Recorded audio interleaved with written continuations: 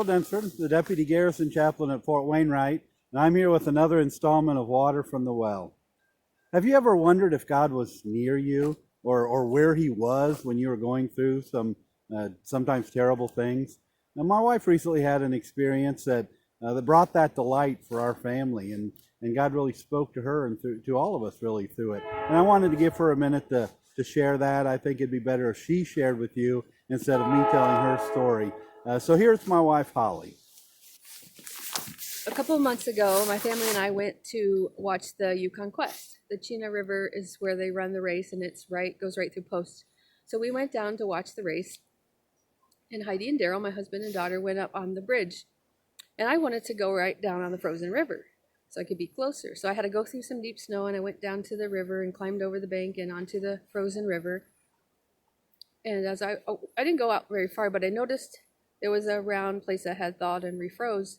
And about the time I noticed that, I fell through the ice. My arms were out, so my head didn't go under, but I don't remember being able to touch.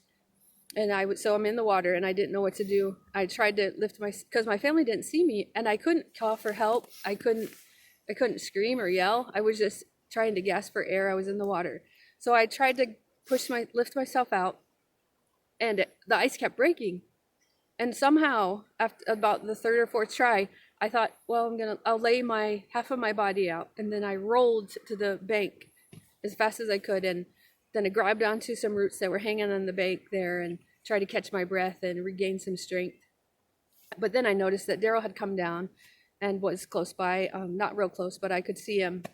And so I finally got myself out of the water, but I was really traumatized. I mean, I didn't know how I got out. First of all, I didn't want to go anywhere. I would have flashbacks, and I couldn't sleep at night because I'd wake up and I would be underwater, floating away, and so I was pretty afraid. And a couple weeks later, we had a ladies' retreat, and the speaker talked about, well, the main theme of the retreat was in a shelter in a storm, and she had us relive like an incident that happened that was traumatic, and then you ask God, where was he during that time? And so I did. I prayed and said, God, where were you when I was in the ice on the river, in the river? And he said to me in a quiet voice, I was in you. And I just cried. I knew that he had to be with me because I didn't know how I got out of that river. I didn't know that, what would work. I don't know how I knew to roll to the bank. I mean, get half of my body out and roll to the bank. That I didn't have a class on that. I didn't know how I did that. And then my husband helped me too. He preached a sermon about that time, about being in the center of God's will. And to know that I knew that I was here for God's purpose. I was here for a reason. Being with my family in Alaska was the center of God's will for me. And that helped me too, because I knew that God was with me. Even if bad things do happen, God's got me. He's watching over me. And he does that for you too.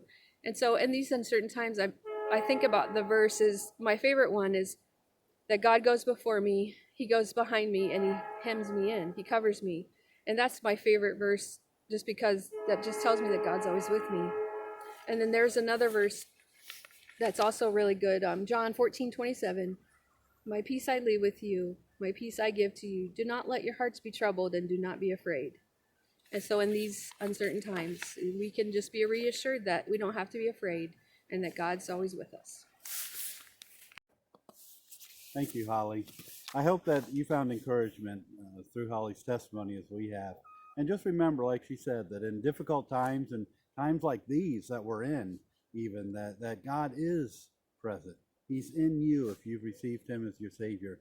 He's anywhere present, and we can trust that this COVID thing hasn't taken him by surprise. The hardships, the turmoil that we're going through or maybe in right now, it doesn't surprise him. But he's right here. He's right there with you. All you need to do is call on him.